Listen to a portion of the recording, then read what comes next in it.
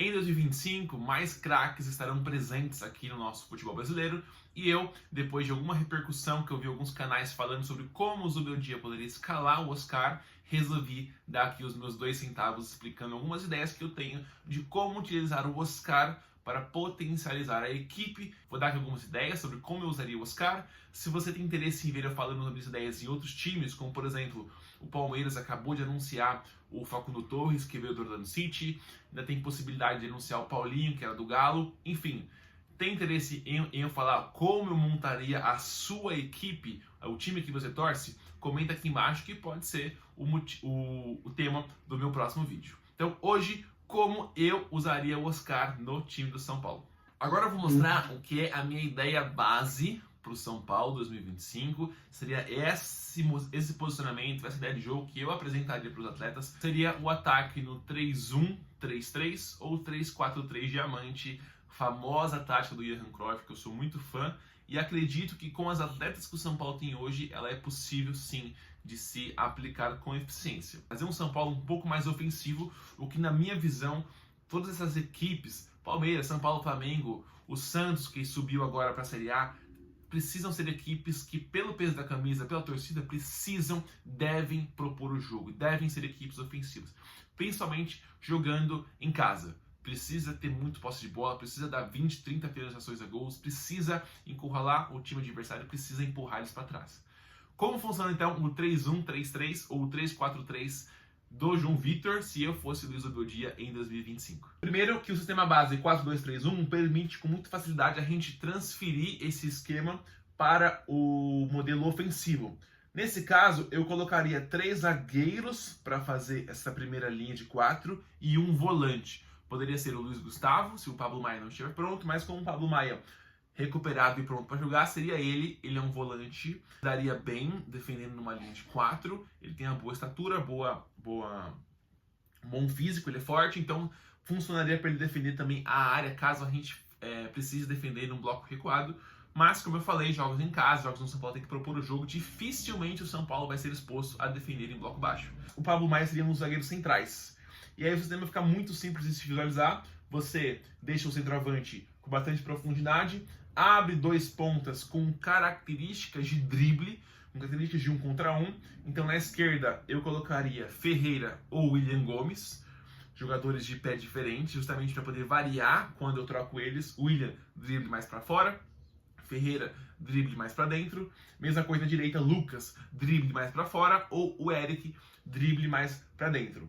Com o Oscar encostando, jogando como camisa 10 e não como camisa 8, né, que é o cara da criação, e sim o camisa 10 que pisa na área.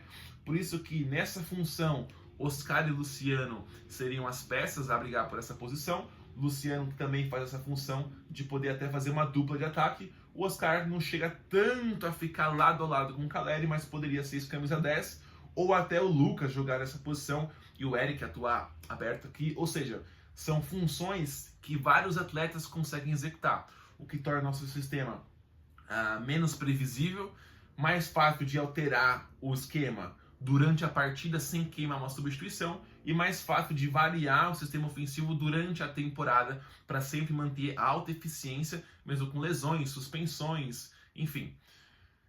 A dupla de médios iria avançar um pouquinho mais. Eu usaria o Alisson e um outro meio-campista que consiga trabalhar bem a bola com velocidade, um jogador que consiga ter um toque rápido, um dinamismo muito alto. Eu testaria inicialmente, por exemplo, o Marcos Antônio, né, um jogador leve, consegue correr, fazer um box-to-box, consegue dar apoio a todos os atletas. E o Pablo Maia com bola, ele avança para fazer esse primeiro jogador à frente dos 3 zagueiros. Então, usaria 3 zagueiros de fato, ou até um único zagueiro e 2 laterais. Por exemplo, se tivesse o Igor Vinícius, se tivesse o Wendel, eles participariam desse jogo aqui, até para ter uma qualidade altíssima de saída de bola.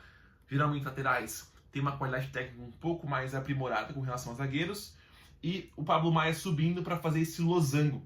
Então, ficaria esse 3-1, 3-3, né? Um time bastante ofensivo, porém com possibilidade de gerar vantagens contra os 2 principais sistemas táticos defensivos, os 2 principais desenhos defensivos que as equipes adversárias costumam usar, que é o 4-4-2 e o 5-3-2. Posso estar pensando assim, poxa, tá inventando moda, esse sistema não funciona, não tem como criar vantagens com um 3-4-3, é uma tática meio antiga. Mas, como que a gente ataca então um 4-4-2? Primeiro, 4 contra 2 na primeira fase de construção, sendo que o próprio Rafael conseguiria auxiliar, mas se você tem um goleiro com um nível de trabalho técnico com a bola ainda mais elevado, ficaria até mais fácil você poder liberar um dos zagueiros ou esse volante, que é o Pablo Maia, para avançar e fazer esse 4-2 com o goleiro. Mas, mesmo assim, você tem 4-2 na primeira zona de marcação, onde esse volante ele pode até saltar um pouco mais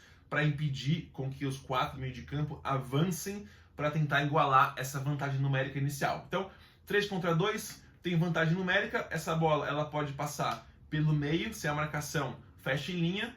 Se eles fazem um balanço defensivo, que é algo que eu também faria, sobra um dos zagueiros ou laterais para poder avançar. Se ele avança, ele conduz para fazer um desses jogadores saltar. Se não saltarem, é fácil, é só conduzir até o gol. Mas, obviamente, um deles irá saltar. Se salta, um jogador fica livre. Se um jogador fica livre, já ensinei a vocês sobre o recurso do terceiro homem, isso precisa ser treinado para que a bola chegue aqui com eficiência. Mas a gente gerou superioridade numérica, e aí com algum dinamismo a gente consegue também bater esse sistema. Mas repara que sempre teremos superioridade numérica, 3 contra 2, se um meio campista aproximar, eu consigo aproximar também com o volante, mantenho superioridade numérica.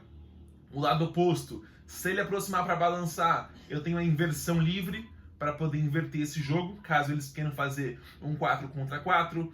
O zagueiro pode também dar o suporte, ou seja, sempre consigo ter superioridade numérica, não nessa zona do campo, mas em outra zona do meio de campo, para poder criar vantagens. E até esse jogador poder aproximar, para poder fechar o meio, eu vou ter superioridade numérica ou superioridade posicional, vantagem posicional. Mas, na verdade, o principal intuito em ter esse losango de meio campo é atrair a linha de 4, que geralmente mantém amplitude, para o centro. E aí eu consigo linkar direto para o meu ponta, para o Lucas, para o Eric, para o Ferreira, para o William Gomes, no 1 contra 1. Por quê? Se o zagueiro saltar, ele deixa o centroavante no 1 contra 1. Quem está mais próximo do gol? O centroavante. Ele, no posicionamento dele, se torna mais perigoso para a defesa do que o ponta. Só que essa dúvida do salto, não salto, deixa esse gap, e aí com um jogador que sabe driblar, Lucas, Ferreira, Eric, ele consegue desequilibrar para a bola chegar no Caleri. A mesma coisa do outro lado, caso realmente eles consigam fechar, balançar, eu tenho jogadas de inversão, a linha de 4, ela sabe compactar bem, mas ela não se defende muito bem essas inversões, novamente para um ponta no 1 contra 1 receber e ir em direção ao gol. Por isso que o 3-4-3 se torna tão poderoso contra o 4-4-2. Mas aí você me fala, e se a defesa da equipe adversária se posicionar num 5-3-2? Como que a gente pode vencer? Se você viu meu vídeo aqui no canal sobre como atacar linhas de 5, você já tem algumas ideias de dinâmicas que a gente pode executar, mas com 5 defensores, alguns princípios vão se repetir, apenas vão se mudar algumas dinâmicas, alguns detalhes.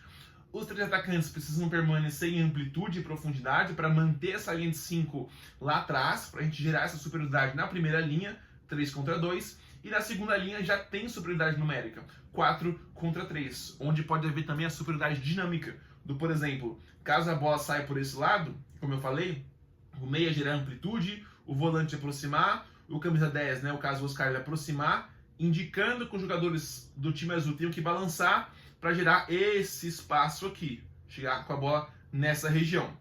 Outra dinâmica que a gente pode causar também, que é um dos pontos mais difíceis de se defender, e se a bola chega nessa região, é praticamente torcer para o time adversário não finalizar gol, não concluir a gol, é o espaço entre linhas. Esses 3 atletas, ao invés de ficarem em losango, no entre linhas. Esse entre linhas faz com que o time adversário fique em dúvida se salta para cobrir a bola ou se defende o entre linhas, porque se saltou, vai gerar espaço. E aí a bola chegando aqui, a gente já vai conseguir ter matado metade do time adversário, vai fazer com que a defesa, a linha de 5, tenha que saltar para cobrir a bola, e se salta, gera uns espaços, assim como eu citei no vídeo sobre como atacar uma linha de 5. Então, os princípios da minha ideia, que tem muito em base também o jogo de posição, é bater a primeira linha, te deixar a segunda linha em dúvida para ganhar o entre linhas e aí que gerar algum tipo de vantagem, ou qualitativa, como eu mencionei no exemplo anterior, ou posicional, para que haja movimentos de ruptura, atração da marcação, e assim a gente consiga gerar vantagens numérica, posicional ou qualitativa para bater a última linha de marcação do adversário. Bom, essas foram as minhas ideias sobre como eu usaria o São Paulo. Claro que vai variar do tipo de equipe que nós vamos enfrentar, como que ela se defende. É diferente a gente se posicionar, planejar uma estratégia para uma equipe que está, por exemplo, na Série C do Brasileiro e na Série A do Campeonato Paulista. É diferente de você for enfrentar, por exemplo, no caso do São Paulo, um clássico contra Corinthians, contra Palmeiras, ou no Brasileiro for enfrentar um Flamengo fora de casa. Na minha visão, cada jogo demanda 11 atletas diferentes, uma estratégia diferente, uma forma diferente talvez de se defender, dinâmicas diferentes que nós temos que buscar para atacar, porque cada equipe defende de uma maneira, ataca de uma maneira. Então, resumindo, na minha visão, cada jogo tem a sua história e o treinador deveria analisar essa história do jogo e planejar o plantel, planejar a estratégia de acordo com a história daquele jogo. Então, na prancheta, claro que as minhas ideias funcionam perfeitamente, como todas as outras ideias funcionam na prancheta. É diferente na prática, quando além da parte técnica tem a parte psicológica, condição do campo, torcida, estádio, pontuação do campeonato, objetivo, salário atrasado, enfim, tem inúmeras coisas que influenciam no desempenho de uma equipe de futebol.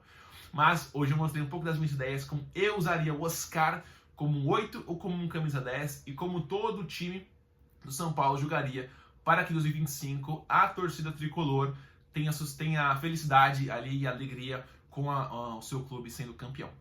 Como eu falei, se você gostou desse vídeo, deixa um like, comenta a sua opinião, vamos argumentar sobre essas ideias e comenta a equipe que você torce para eu poder analisar como ela tem jogado e como ela poderia jogar aplicando as minhas ideias como se fosse o treinador da sua equipe. Se inscreva no canal, deixa seu like e eu te espero aqui para um próximo vídeo. Um abraço, eu sou João Vitor, treinador de futebol pela CBF Academy, aqui no Futebol Traduzido.